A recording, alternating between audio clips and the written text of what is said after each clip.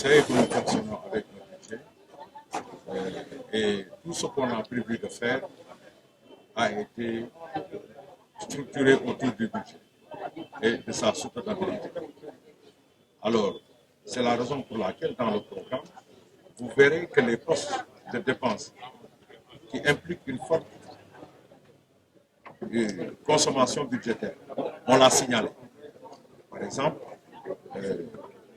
pour ce qui concerne la maternelle, vous verrez que nous avons prévu 2 à 3% du budget pour y accéder. Donc nous avons fait cet exercice pour toute notre offre programmatique, pour l'ensemble des offres. Donc il nous reste même une marge de 20%, une marge budgétaire de 20% par mesure de prudence. Donc nous allons essayer de regarder comment, en fonction des priorités bien sûr, parce que le budget doit être équilibré, comment en fait orienter en fait ce reliquat sur les autres urgences budgétaires. Donc que ce soit aussi bien pour les investissements qui vont passer dès la première année de 10%, c'est le cas aujourd'hui à 25%.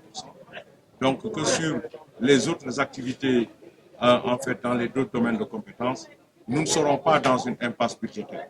Nous avons fait les simulations, le plan d'investissement il est disponible, donc, mais nous n'avons pas voulu aller dans plus de détails dans notre offre programmatique, parce que le programme ne doit pas aller jusque-là.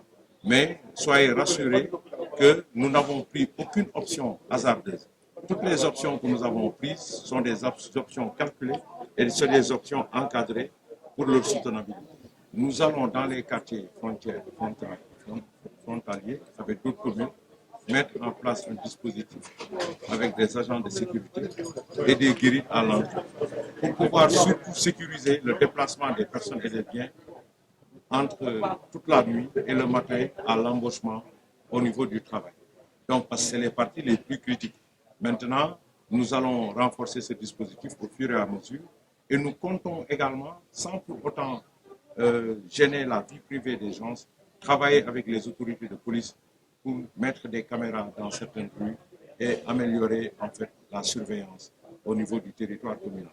Donc c'est le dispositif qui a été retenu pour le moment en attendant de disposer d'un commissariat de police. Donc des agents seront recrutés pour sécuriser en tout cas les frontières, notamment les zones les plus chaudes, et accompagner en tout cas les enfants, les populations qui vont travailler le matin et ceux qui vont également aller à la mosquée. La restructuration, c'est la récupération des emprises. Ça ne présente pas de coût. On a décidé de faire une nouvelle allocation de l'espace communal en s'organisant davantage. Nous avons décidé, dans notre programme, d'allouer que 5 espaces pour le commerce de voitures. Et ces espaces-là seront construits par nous-mêmes. Et ce seront des espaces uniformes, donc qui vont garantir une bonne architecture, une bonne présentation avec beaucoup de lumière, etc. Et le reste des emprises, on regardera également quelles sont les activités qui pourront y être menées. Des activités notamment de vente de viande, de vente de poissons. Et ces cantines aussi seront homologuées par la mairie. Il n'est plus question que chacun vienne avec sa propre architecture. Donc, il y a un architecte qui va travailler sur tout ça pour que tout soit uniforme, les positions de vente. Donc, c'est là égal. Et nous lancerons des appels d'offres pour permettre en fait à ceux qui sont dans ces activités-là de pouvoir poursuivre leurs activités. Et pour les autres activités de commerce, nous comptons essentiellement sur les femmes pour animer l'économie locale.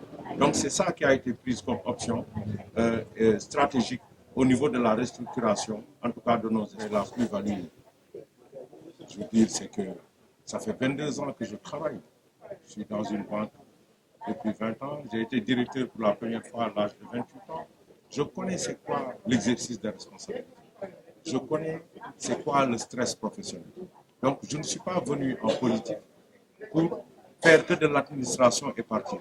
Je viens pour faire avancer la machine communale. Donc, le profil est important. Je ne parle pas des profils politicards. Moi, je fais partie des rares hommes politiques qui ont concilié la politique et leur vie privée. Je me suis épanoui correctement au niveau de ma vie privée, parce que vous avez vu en fait mon périple. Et au niveau politique également, j'ai de fortes habilitations politiques.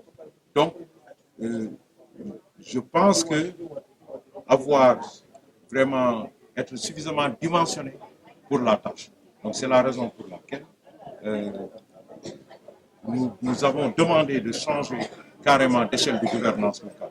Parce que nous comptons relever le niveau de gestion, que ce soit des relations entre la commune et ses administrés, que ce soit également dans la conduite des travaux, des chantiers et le pilotage qui est attendu de nous.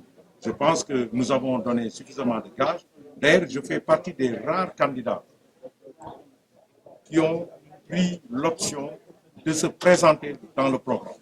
Donc, vous avez les références académiques et vous avez les références professionnelles qui sont suffisamment détaillées. Et ça, c'est des gages que nous voulons donner aux populations sur notre savoir-faire et sur notre savoir-être. Je ne veux pas entrer dans cette polémique parce que ce n'est pas ça l'objectif de cette élection.